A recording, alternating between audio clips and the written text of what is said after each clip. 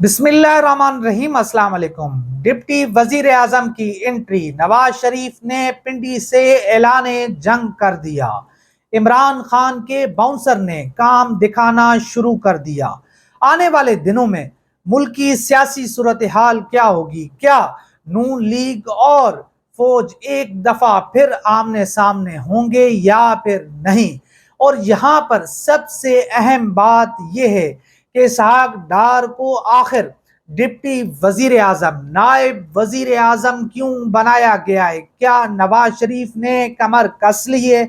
کیا نواز شریف کو یہ معلوم ہو گیا ہے کہ انہوں نے حکومت لینے کے بعد اور اقتدار سنبھالنے کے بعد اپنی بیٹی اور اپنے بھائی کو وزیر اعظم آفس میں منتقل کرنے کے بعد کیا ان کی جیت ہوئی ہے یا پھر ان کی ہار ہوئی ہے؟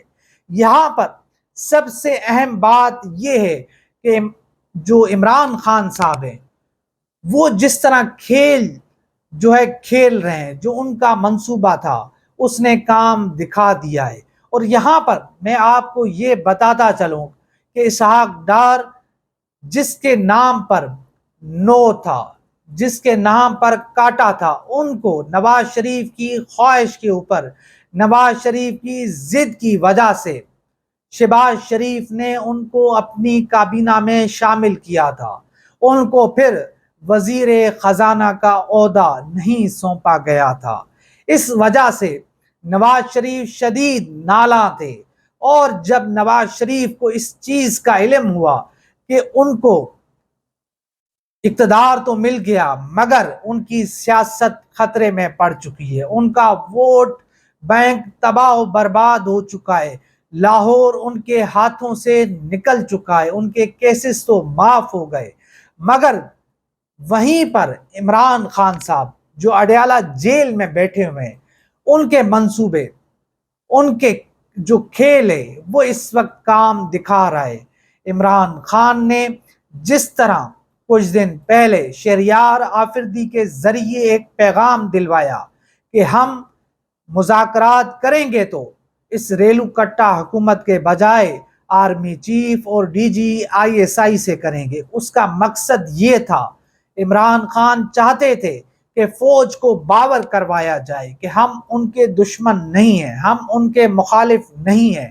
اور یہاں پر جو لوگ شہریار آفریدی کے اس بیان کو تنقید کی نظر سے دیکھ رہے ہیں، ان کو یہاں پر میں یہ بتاتا چلوں کہ شہریار آفریدی کے اس بیان کا مقصد کوئی ڈیل نہیں تھا، کسی خفیہ ہاتھ کے ذریعے اقتدار میں آنا نہیں تھا، بلکہ عمران خان صاحب مذاکرات شروع دن سے چاہتے ہیں۔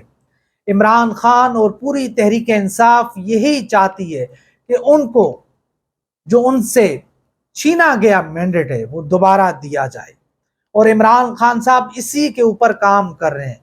اور اسی کو دیکھتے ہوئے جب شہریار آفریدی صاحب نے یہ بیان دیا تو اس کے بعد آپ نے دیکھا کہ پارٹی جس کے دونوں ہاتھ گیم ہیں، جو دونوں ہاتھوں سے اس وقت اقتدار کے مزے لے رہی ہے، سب سے زیادہ اس وقت جو فائدہ حاصل کیا ہے وہ پاکستان پارٹی نے، زرداری نے کیا ہے۔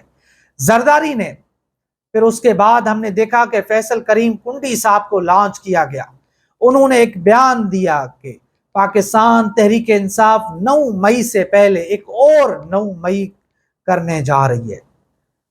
ان کے اس بیان کا مقصد یہ تھا کہ اسٹیبلشمنٹ کو باور کروایا جائے کہ وہ جس تحریک انصاف سے مذاکرات کرنے جا رہی ہے، انہوں نے ان کے اداروں پر حملے کیے ہیں۔ حالانکہ ہم بھی بار بار یہ کہہ رہے ہیں کہ جب تک 9 مئی کی صاف شفاف انکوائری نہیں ہو جاتی تب تک یہ الزام ہی رہے گا، اور اس پورے آپریشن کا فائدہ جس کو ہوا،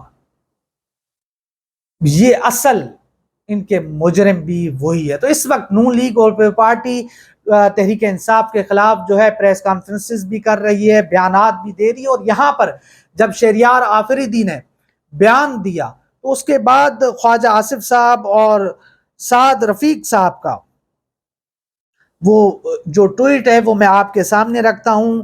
خواجہ آصف صاحب کہتے ہیں کہ سویلین بالادستی کا نعرہ اور مذاکرات صرف آرمی چیف اور ڈی جی ISI سے، بیرونی سازش و عامر کی غلامی نامنظور کے نعرے اور ترلے امریکہ سے، مولانا فضل الرحمان کے متعلق بد زبانی، اور اسد کیسر صاحب پوری PTI کے ساتھ ان کی دہلیز پر سجدہ ریز ہو گئے۔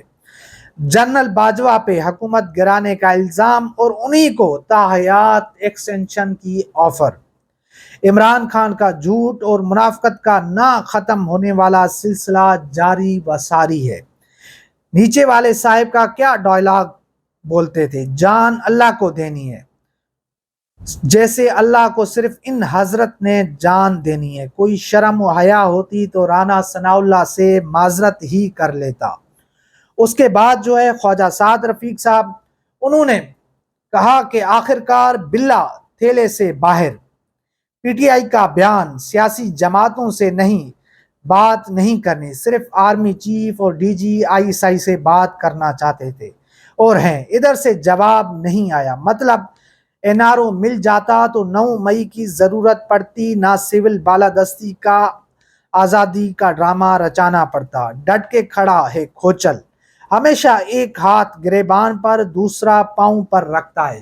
تو یہاں پر میں آپ کو یہ بتاتا چلوں کہ عمران خان صاحب نے اڈیالہ جیل سے بیٹھے ان کے تمام منصوبوں کو، ان کے تمام کھیلوں کو تباہ و برباد کر دیا ہے۔ نواز شریف صاحب یہ سمجھ چکے ہیں کہ کھیل ان کے ہاتھ سے نکل چکا ہے، ووٹ بینک ان کا ختم ہو گیا ہے، اقتدار ان کو مل گیا، ان کے کیسز تو معاف ہو گئے، مگر ان کی سیاست تباہ ہو چکی ہے، ان کی سیاست ختم ہو چکی ہے۔ تو اب نواز شریف نے لڑنے کا اصولی فائدہ کر لیا ہے، اصولی فیصلہ کر لیا ہے کہ اب وہ لڑیں گے، اب وہ مزاحمت کریں گے۔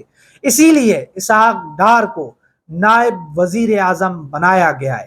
اور یہاں پر سب سے اہم بات یہ ہے کہ کیا فوج بطور نائب وزیر اعظم اسحاق ڈار کو تسلیم کرے گی یا پھر نہیں۔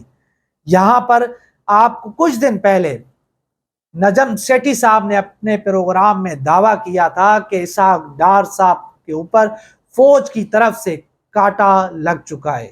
نو ہے، نواز شریف کی ضد کی وجہ سے، نواز شریف کی بار بار اصرار کرنے کی وجہ سے ان کو وزارت خارجہ سونپی گئی، ان کو وزارت خزانہ نہیں دی گئی، کیونکہ فوج نہیں چاہتی تھی کہ ان کو معیشت سنبھالنے دی جائے۔ مگر اسحاق ڈار صاحب وزیر خارجہ ہونے کے باوجود وہ ابھی بھی جو ہے معاشی معاملات میں وہ انٹرپٹ کر رہے ہیں، وہ نواز شریف کو یہ باور کروا رہے ہیں کہ اگر یہ کھیل اسی طرح چلتا رہا، اگر ہم نے اسی طرح حکومت چلاتے رہے تو پھر ہماری رہی صحیح کسر جو ہے، ہمارا جو ووٹ بینک ہے، جو ہماری سیاست ہے، وہ ختم ہو جائے گی۔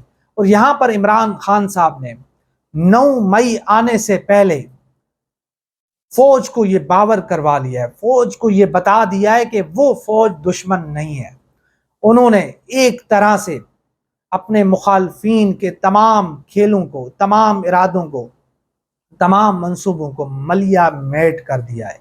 تو اب دیکھتے ہیں کہ یہ صورتحال کس طرف جاتی ہے۔ اور عمران خان صاحب اگر فوج سے مذاکرات کرنا چاہتے ہیں تو اس میں کوئی حرج بھی نہیں ہے، اس میں کوئی دوسری رائے بھی نہیں ہے، کیونکہ اس وقت جو اقتدار ہے، جو طاقت ہے، جو پاور ہے، وہ فوج کے پاس ہے۔ اس ریلو کٹا حکومت کے پاس تو جو ہے آفس سے باہر جانے کی بھی جرت نہیں ہے۔ ان کے پاس تو ایک آفیسر کو، ایک چپڑاسی کو بھی تبدیل کرنے کی سکت نہیں ہے۔ تو پھر تحریک انصاف، عمران خان صاحب ان کے ساتھ کیوں مذاکرات کر لیں گے؟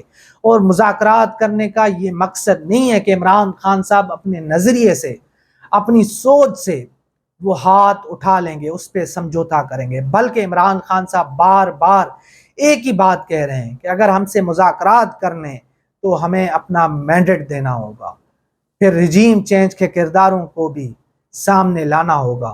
تو اسی لیے عمران خان صاحب ابھی تک جیل میں پڑے ہوئے ہیں۔ تحریک انصاف کو اسی وجہ سے سخت مشکلات کا سامنا ہے۔ تو دیکھتے ہیں کہ صورتحال کس طرف جاتی ہے، معاملات کس طرف جاتے ہیں۔ نواز شریف صاحب نے اب اصولی فیصلہ کر لیا ہے کہ اب وہ لڑیں گے، اب وہ جنگ کریں گے اور دیکھتے ہیں کہ یہ جنگ آخر کب تک جاری رہتی ہے، اور اسحاق ڈار صاحب کی انٹری کے بعد جو ہے معاملات لڑائی کی طرف جا رہے ہیں، اور دیکھتے ہیں کہ بہرحال صورتحال کس طرف جاتی ہے، اور جو بھی خبر آئے گی، جو بھی اپڈیٹ آئے گی، وہ انشاءاللہ ہم آپ کے ساتھ شیئر کریں گے۔ تو انشاءاللہ ملتے ہیں اگلی ویڈیو میں، تب تک کے لیے اللہ حافظ۔